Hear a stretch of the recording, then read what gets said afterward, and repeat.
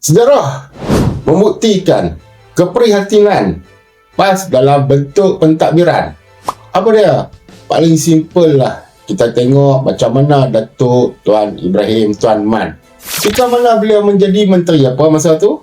Dan beliau menyatakan pendapat yang perlu diambil berat dan diketengahkan dan juga dijalankan. Penebatan banjir. Kalau kita tengok pada hari ini, negara habis duit. Setiap kali banjir, setiap kali berlakunya banjir, paling kurang pun 5 bilion akan digunakan. Why not?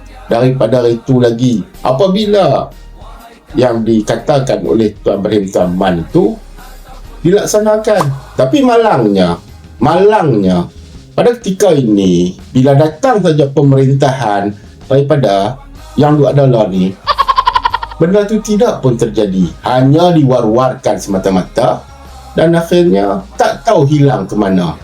Jadi pada masyarakat ni, pakai yang ni, tengok macam mana kepimpinan yang mana kami ketengahkan sebelum-sebelum ini memikirkan bagaimana nak mencorak negara ini agar rakyat tidak menghadapi kemasalahan.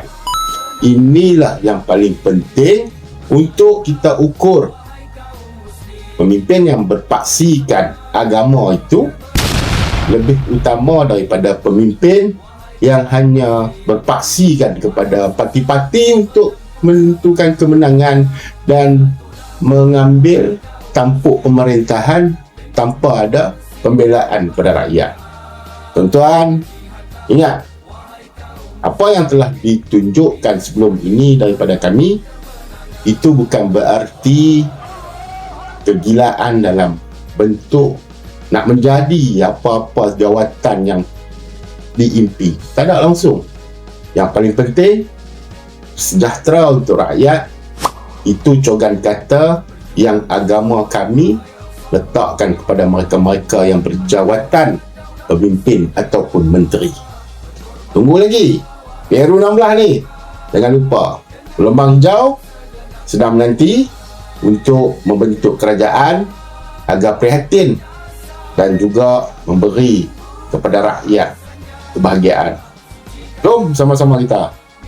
Jangan duk alik lagi. Mana yang nak lompat, nak tinggal, nak lari, mampu pi.